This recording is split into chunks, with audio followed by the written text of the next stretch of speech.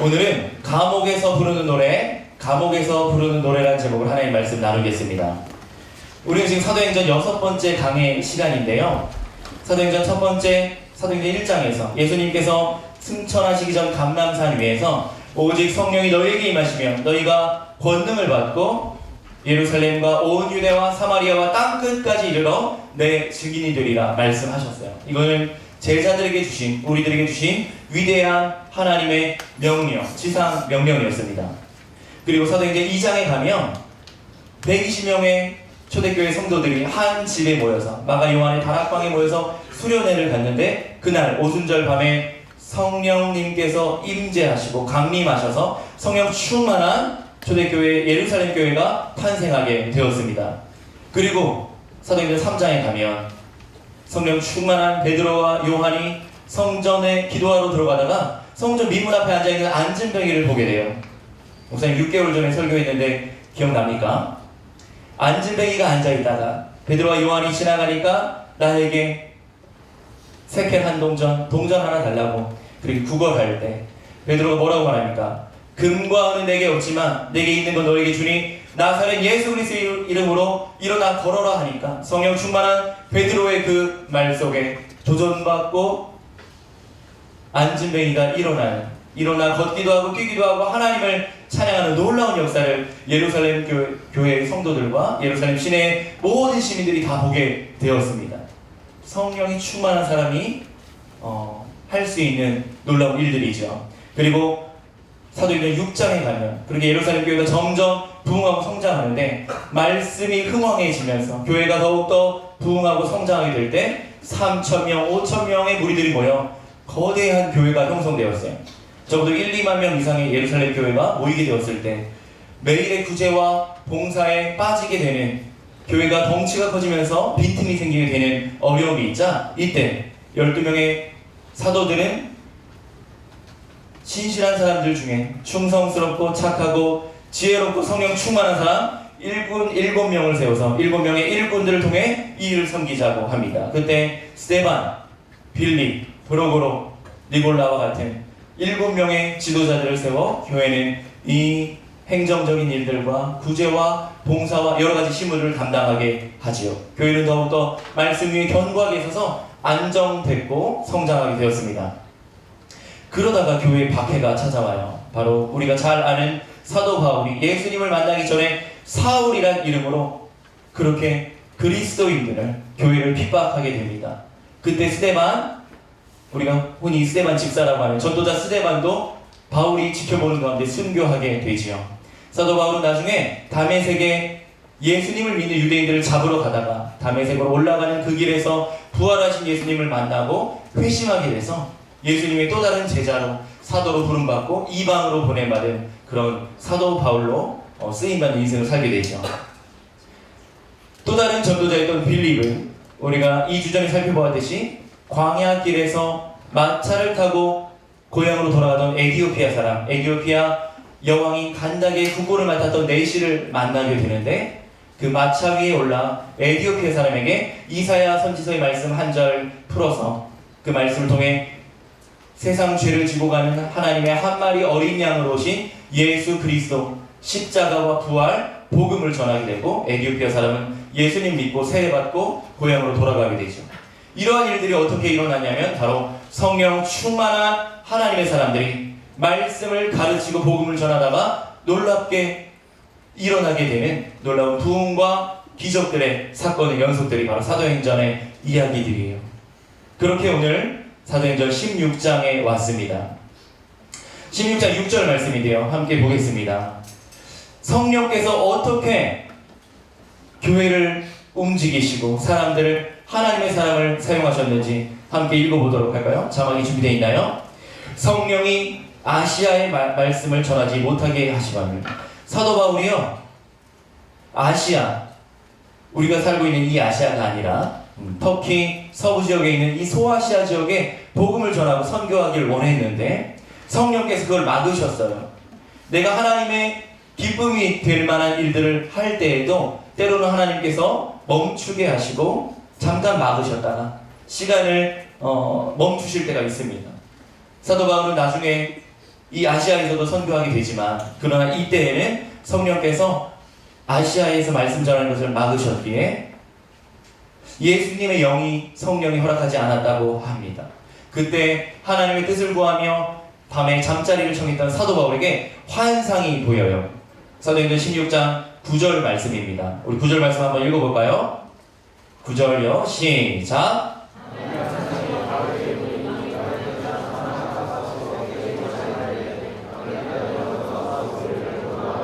밤에 환상이 바울에게 보입니다. 여러분 환상 본 적 있어요?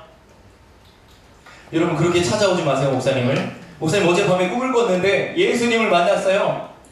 밤에 잠자는데 환상 중에 하나님의 음성을 들었다고. 그런 신비로운 일들로 목사님을 찾아오지 마세요. 그런 거는 여러분 개꿈이다 이렇게 생각하면 됩니다. 그럼 개꿈이에요. 밤에 환상 중에 예수님이 나타나지 않습니다. 밤에 환상 중에 하나님 소정아 음성을 들려주지 않아요. 우리는 하나님의 말씀과 하나님의 세미한 음성을 어떻게 듣습니까? 설교 말씀을 들으면서 목사님 늘 강조하듯이 성경 말씀을 읽고 묵상하며 큐티하다가 말씀 속에서 예수님을 만나고 하나님의 음성을 듣는 것입니다. 여러분 샤머니, 무당이 점치다가 신접하여서 신의 음성을 들은 것처럼 예언하고 점치는 것처럼 기독교는 그런 종교가 아닙니다. 사도 바울이 밤에 환상을 본 것은 아직 신구약 성경 계시의 말씀이 완성되지 않은 그 시대에 하나님께서 비상적으로 역사하시는 장면들이에요. 모세 앞에 여호와의 그 불타는 떨기나무에서 하나님의 음성을 들었던 거죠. 여호와의 사자가 하나님의 사람들을 만났던 그런 사건들이 있었던 것이고요. 우리는 그 모든 말씀과 하나님을 성경 말씀을 통해 여러분들이 말씀을 깊이 묵상하던 중에 혹은 설교 말씀을 듣다가 예수님을 만나고 하나님의 말씀 그 음성을 듣는 줄 믿으시기 바랍니다. 그래서 좀 신비로운 경험과 환상을 보고 꿈속에서 예수님 만나는 것 여러분 추구하거나 원치 마세요. 말씀 속에 이미 다 기적적인 예수님의 놀라운 말씀이 담겨 있는 것이죠. 그러나 밤의 환상 중에 바울은 성령의 메시지를 듣게 되는데요. 마케도니아 사람 하나가 서서 바울에게 청합니다. 건너와서 우리를 도우라. 바울은요 지금 이스라엘 땅 가나안 지역과 다메섹 저 시리아 아수르 지역과 그리고 소아시아 지역 이 터키 지역에서 주로 선교를 했지 아직 그 바다 건너 유라시아 대륙으로 유럽으로 넘어가 보지 않았어요. 그리고 아직 유럽까지 복음을 전하기 위해서 누군가가 사도들이 넘어가서 전도하지 않았던 시기에 이제 처음으로 마케도니아 지방에 한 사람이 환상 가운데 나타나 유럽 사람이죠. 황인종이 아니라 백인이 나타난 거예요. 꿈속에. 건너와서 유럽으로 건너와서 우리를 도우라. 우리가 복음이 없어 다 죽어가는데 예수 그리스도의 복음을 전해달라고 그렇게 SOS 구조 요청을 하는 것을 환상 중에 보게 됩니다. 그 환상을 사도 바울은 하나님의 뜻으로 깨닫고 마케도니아 유럽으로 건너가기 위해 노력하는 것이죠. 12절에 보니까 드로아에서 배로 떠나 사모드라게를 지나가고요. 이튿날 네아폴리로 가요.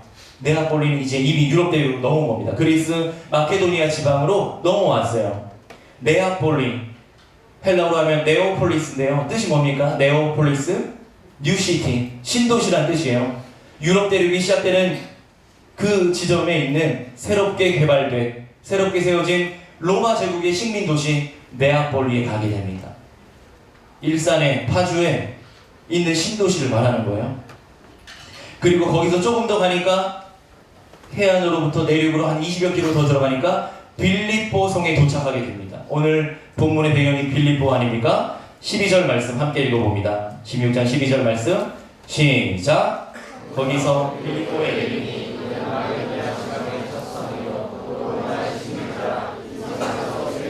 13절이요.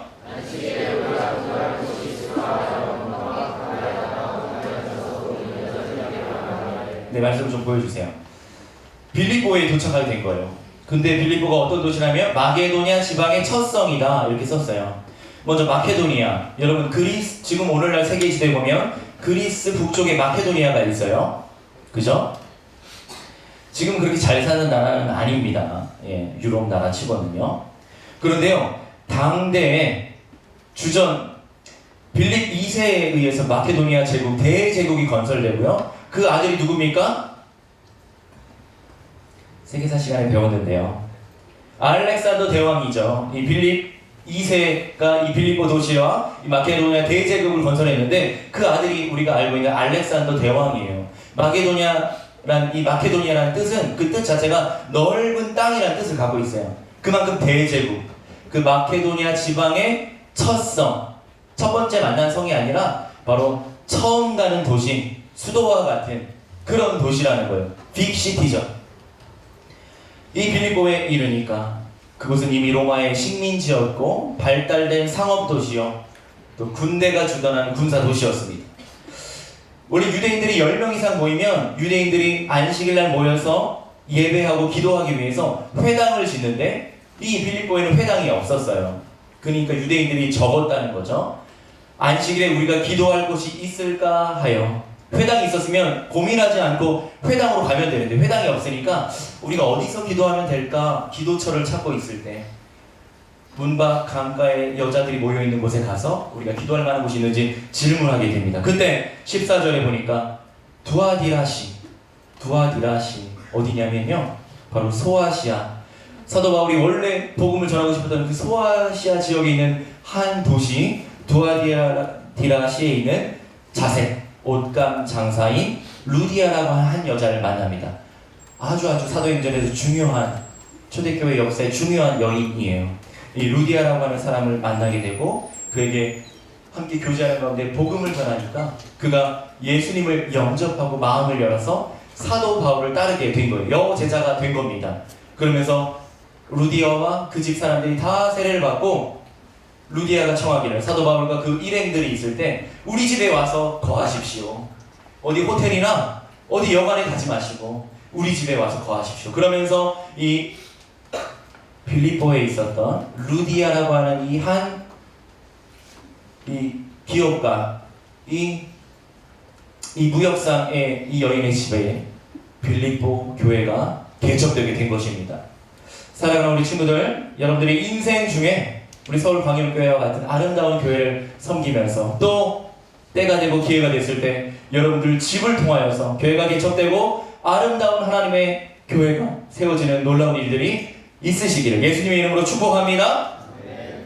믿음도 있고요, 도울 만한 힘도 있고요, 실력도 갖추고요, 또 필요하다면 돈과 물질, 재물을 들여서 하나님의 나라를 확장하고 교회를 세우는 그 일에 저와 여러분들이 쓰임받기를 원합니다. 루디아의 집에서 빌립보 교회가 개척된 거예요. 사도 바울은 나중에요, 감옥에 갇혀 있을 때 빌립보 교회를 향하여 편지를 쓰는데 그 편지가 빌립보서죠. 빌립보서의 수신자가 누구였겠습니까? 루디아와 루디아의 가족들과 또 다른 성도들이 바로 사도 바울의 편지인 빌립보서의 수신자가 되었겠지요. 그리고 오늘 본문에 왔습니다. 16절이에요. 예, 이제 설교를 시작하려고 하는데요. 시간이 많이 지체됐죠? 예, 16절 말씀부터 또 살펴보기 원합니다. 이 빌립보라고 하는 도시는 로마의 식민 도시였는데 아주 지정학적으로 중요한 위치에 있었고 군사의 요충지였어요. 왜냐하면 유럽 대륙과 건너편 소아시아 대륙이 만나는 지점에 있었고, 그리고 지중해 전역을 관할할 수 있는 또 해안 도시였기 때문에 그런 여러 가지 이점이 있었습니다. 그래서 로마의 황제들은 이 빌립보를 가만두지 않고 발달된 군사 도시요 상업의 요충지로 삼았어요. 어떻게 했냐면 인구가 적은 도시에 인구를 확충하기 위해서 퇴역한 군인들, 장군으로, 장교로, 하급 장교로 근무하다가 이제 나이가 되거나 은퇴한 그런 군인들을 바로 빌립보 도시에 이주시켰어요. 그래서 퇴역 군인들이 모여 사는 군사 도시가 되었고, 여러분 군인들이 어떻습니까? 나라와 국가에 충성을 하잖아요. 그러니까 국가의 방침에 따라 그 도시를 잘 짜여진 계획 도시로 잘 만들어 갔습니다. 그런 도시가 빌립보였어요. 그러니까 도시 안의 질서와 사회 안정이 무엇보다도 중요시되는 그런 군사 도시였는데 거기에서 사도 바울이 어떤 일을 겪게 되는 겁니까?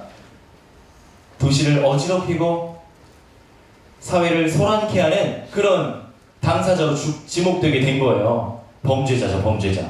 16절에 보니까 우리가 기도하는 곳에 가다가 아직 회당도 없고요, 교회가 세워져 있지 않고 가정에서 시작한 교회밖에 없으니까 기도하러 어딘가를 찾아가다가 점치는 귀신 여종을 만납니다.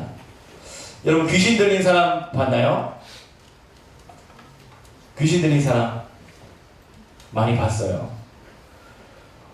귀신 좀 쫓아달라고 목사님한테 막 데리고 오는데 기도는 하지만 쉽지 않은 일이었어요.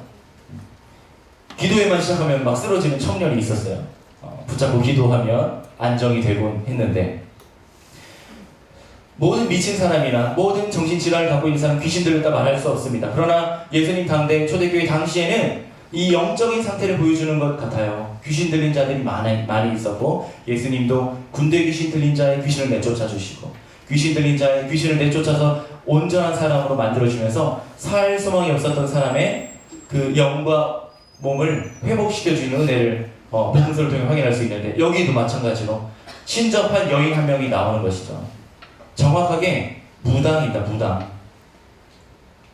강신무. 귀신의 영을 신내림 받아가지고 귀신의 영을 의지해서 예언도 하고 점도 치는 그런 여인이에요. 여러분, 오늘 설교는 다 못한다는 확신이 들어서 짧게 하려고 합니다. 여러분, 타로 사주 카페 가본 사람 한번 손 한번 들어보세요. 아, 높이 들어봐. 네, 손 내리세요. 예, 예. 몇 명 없네요. 예. 재미 삼아서라도 여러분 그런 거 하지 마세요. 특별히 점치는 것, 또 신년 운세. 여러분, 신문이나 또 스마트폰 어플 중에도 하루의 운세, 일주일 운세, 한 달의 운세 뭐 이런 거 있잖아요. 재미있죠. 어떤 나라는 방송사의 시청률 중에 운세 방송 시청률이 가장 높다고 하는 나라도 있더라고요. 그만큼 종교심이 많은 거죠. 관심이 있다는 거죠. 자신의 미래와 운에 대해서. 그러나 여러분, 우리의 운명과 우리 하루의 일상, 앞으로의 미래는 누구에게 달려 있습니까? 자, 질문할게요. 앞에 보세요. 오늘의 설교는 이미 끝났어요. 자, 우리의 인생, 우리의 운명, 우리의 미래는 여러분, 우리 앞에서 이렇게 오는 걸까요? 아니면 우리 뒤에서 이렇게 오는 걸까요? 어디서 올까요? 우리의 인생의 운명이? 네, 크게 대답해도 좋아요. 무슨 이런 묵상을 해봤어요. 우리의 인생의 운명이 앞에서 오는가? 미래가 점점 다가오니까 우리의 미래가, 혹은 뒤에서 올까? 우리의 미래는 위에서 오는 겁니다. 하나님께서 우리를 하루하루 살며 기동하며 존재하게 하기 때문에 우리의 하루하루의 일상, 우리의 운명과 미래는 위에서부터 하나님에게로부터 오는 줄 믿으시기 바랍니다. 점치신 귀신 들린 여종 하나를 만나니까 점을 쳐가지고요, 점치면 뭘 내야 되죠? 네, 복채를 내죠. 복비를 내게 되잖아요, 점치면. 예. 싸게는 5,000원, 만원이고 비싸게는 수백만원, 수천만원을 낸다고 하지요. 그 귀신 들린 여종이 자신에게 귀신이 있으니까 일반 사람들은 잘 보지 못하는데 귀신의 영을 의지해서 사도 바울을 꿰뚫어 보는 겁니다. 바울을 보면서 소리치는 거예요. 이 사람들은 사도 바울과 신라와 그의 동행하였던 동역자들, 사도 바울의 선교팀이었겠죠. 이 사람들은 지극히 높은 하나님의 종으로서 구원의 길 예수님을 증거하는 사람들이다, 이렇게 소리쳐 외치는 거예요. 귀신이요, 하나님의 사람을 보고 부정할 수 없는 그 진리의 사실을 선포하는 겁니다. 근데요, 한 번 하면 좋은데 매일같이 시장에서 사람들 많은 곳에서 외치고 다니니까 시장이 시끄러워지고 소란스러워졌어요. 사도 바울이 심히 괴로워하며 돌이켜서 못 본 척 하려고 했는데 계속 귀신이 떠드니까 18절에 이렇게 얘기합니다. 예수 그리스도의 이름으로 내가 너에게 명하노니. 누구의 이름이요? 누구의 이름이요? 예수 그리스도의 이름으로 내가 너에게 명하노니 귀신아 그에게서 나오라 하니까 귀신이 쫓겨나가게 된 거예요. 사랑하는 고등부 친구들, 우리의 동일한 생명의 이름, 능력의 이름, 열방의 소망 대신 예수 그리스도의 이름이 우리에게 있기 때문에 목사님 소망하기를 그리스도의 이름으로 기도한즉 병이 낫고 예수님의 이름으로 기도한즉 아픈 것이 회복되고 상처가 치료되고 나의 좌절된 삶이 회복될 수 있다고 목사님 그렇게 믿어요. 그런 능력과 그런 은혜를 주시길 날마다 간구합니다. 고등부 목사로서 내가 고등부 아이들을 축복하면서 매 주일마다 이렇게 기도하는데 성령이 충만해서 예수 그리스도의 이름으로 우리 아이들을 축복할 때 그 기도가 단지 미사여구 립서비스로 끝나는 허공에 흩어지는 것 아니라 간절한 마음으로 고등부 목사가 예수님의 이름으로 축복하면 그 은혜와 축복이 우리 고등부 친구들의 일상의 삶, 학교와 가정, 진로와 인생, 미래에 그대로 이루어지고 성취되기를 날마다 기도합니다. 여러분 동일합니다. 우리 친구들이요, 아무것도 아닌 것 같지만 내 삶의 문제를 진지하게 앞에 놓고 예수 그리스도의 이름으로 하나님 이 부분을 도와달라고, 이것을 해결해달라고, 내게 이것이 부족한데 하나님 은혜를 달라고 예수 그리스도의 이름으로 기도하면 반드시 응답될 줄 믿습니다. 믿습니다.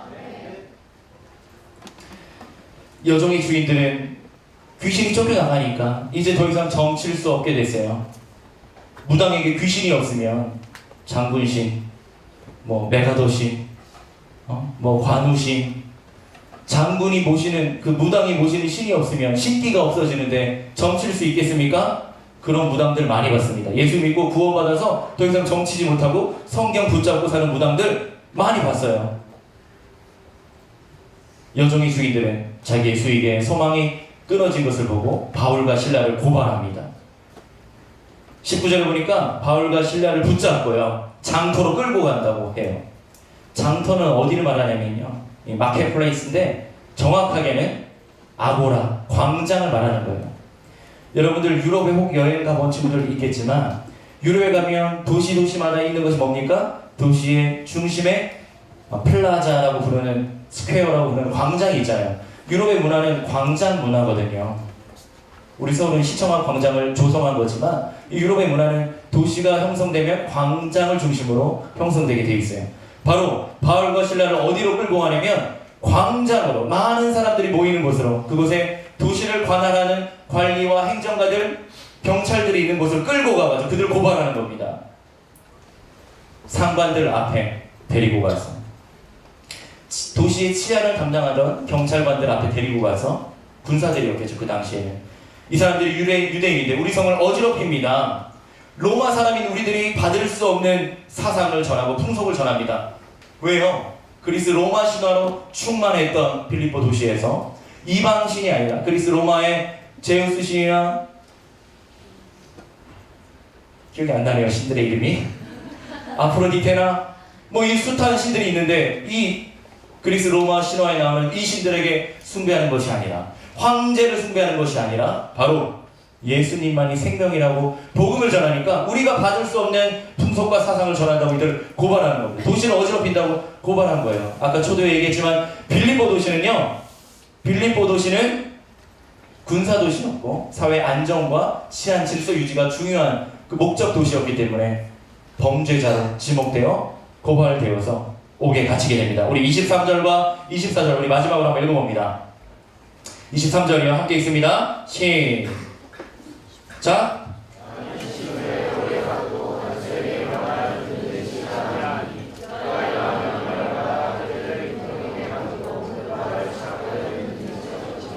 그냥 감옥에 가두지 않아요. 감옥에 이미 갇혔다는 것은 이미 많이 맞고 반죽음의 상태가 됐다는 거예요. 채찍질을 합니다. 채찍은 그냥 가죽 채찍이 아니에요. 채찍에 갈래마다 쇠붙이가 박혀 있어요. 수류탄이 폭발하면 수류탄에 미세한 쇠 조각들이 폭발하면서 그 파편이 튀어져서 사람들이 죽거나 다치게 되는 거 아닙니까? 그러한 날카롭고 사람을 살상할 만한 그런 쇠붙이들을 채찍 끝에 갈래 달아서 그 채찍질을 하는 거예요. 우리 예수님께서도 골고다 언덕에 십자가 위에 서시기 전에 그 전날 밤 고난 받으시면서, 고문 받으시면서 채찍질 받으셨어요. 이미 반 죽음의 상태로 십자가를 지었던 거죠. 사도 바울과 실라도 마찬가지입니다. 많이 친 후에 옥에 가둡니다.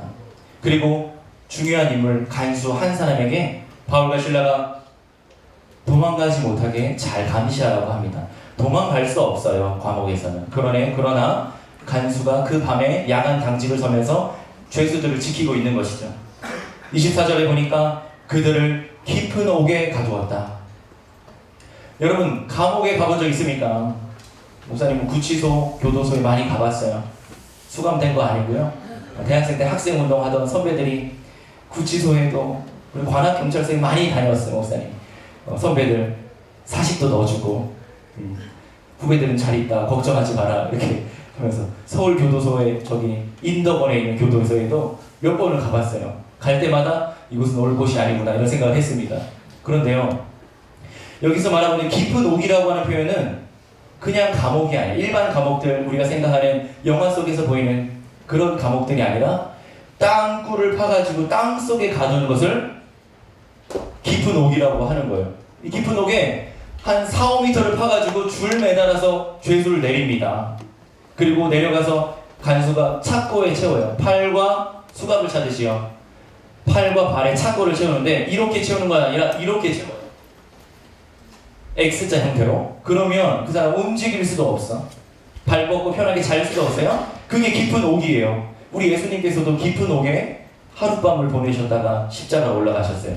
바울과 실라도 그렇게 땅속에 판 감옥, 깊은 옥이라고 보낼 때 이 감옥에 갇혀서 그 밤을 보내게 된 겁니다. 그럴 때 한밤중에 바울과 실로가 기도하고 하나님을 찬송하죠. 기도할 수 없는 상황, 감사할 수 없는 그런 상황에서 하나님을 찬양하는 거예요. 네, 미쳤죠. 하나님을 원망하고, 내가 복음을 전하다 이렇게 감옥에 갇혔는데 하나님 계십니까? 당신 살아있습니까? 원망하고 비난하고 자신의 삶을 후회해야 맞을 텐데, 사도 바울과 실라는 그 모든 상황과 고통, 피를 흘리면서 창고에 채워서 깊은 옥의 어두운 밤 중에서 무엇이 감사했는지 하나님을 찬양합니다. 사랑하는 친구들, 우리는 감옥에 갇혀있지 않지요. 그런데 내가 살아가는 하루하루 일상 중에 학교를 다니다가 또 입시를 혹은 취업을 준비하다가 마치 앞이 캄캄한 것 같은 어두운 밤중에 있는 것 같고, 터널에 들어가면 끝에 빛이 보여야 터널 끝으로 나갈 텐데 터널인 줄 알고 들어왔는데 저 건너편 멀리서 빛이 들어오지 않아서 마치 앞이 막혀있는 것 같은 깊은 동굴 안에 들어온 것처럼, 이 길을 가면 끝이 있겠지, 이 끝에 나의 미래가 있겠지, 가도 하루하루 노력해도 끝이 보이지 않고 끝날 것 같지 않고 소망이 없을 것 같은 그런 상황과 상태, 환경과 내 모습을 감옥이라고 우리가 묵상해 본다면, 인간적으로는 내 삶에 감사할 수 없을 것 같고, 지금 내가 어떻게 하나님을 찬양해? 내 삶을 보라고. 내가 어떻게 기도하겠어? 하나님 계신지 늘 의심이 가고, 내가 기도해도 하나님 응답하지 않는 것 같고, 하나님 귀머거리신가 나의 기도를 듣지 않으시고, 하나님 부재 중이신가 전화 받지 않으시고 어디 가셨나? 그런 마음이 드는 순간에라도 바울과 실라가 깊은 옥의 한밤중에 불빛 하나 없는 그곳에서 다른 죄수들이 지쳐 쓰러져 잠들어 있을 때 그 고요함을 깨고 하나님을 찬양하는 겁니다. 감사할 수 없을 때, 기도할 수 없을 때, 찬양할 수 없을 때, 예배드릴 수 없을 것 같은 그 순간에 상황과 환경, 여건을 뛰어넘어 나의 구원자가 되시고 나의 인생의 주가 되신 하나님께 참 소망이 있다고 고백하면서 하나님을 찬양하는 것이죠. 그때 목사님, 사도 바울과 실라가 어떤 찬양을 했을까 성경을 찾아보고 묵상해봤는데 안 나와 있더라고요. 무슨 찬양을 했을까요? 시편의 한 구절 감사 찬양을 했을까? 다윗이 광야에서 인생이 끝났다고 느껴지던 그 순간 광야를 바라보면서 하나님의 위대하심을 찬양했던 그런 찬양을 했을까? 묵상해봅니다. 목사님이 찾은 찬양이에요. 내 영혼이 은총 입어. 높은 산이나 거친 들이나 초막이나 궁궐이나 감옥에 있을지라도, 내가 고3이나 재수생이나 내가 대한민국의 고등학생으로 살아가나, 그러나 내 주 예수 나와 함께 하신 그곳이 바로 천국이구나. 이 고백을 담은 찬양, 이 찬양 함께 부르고 오늘 말씀을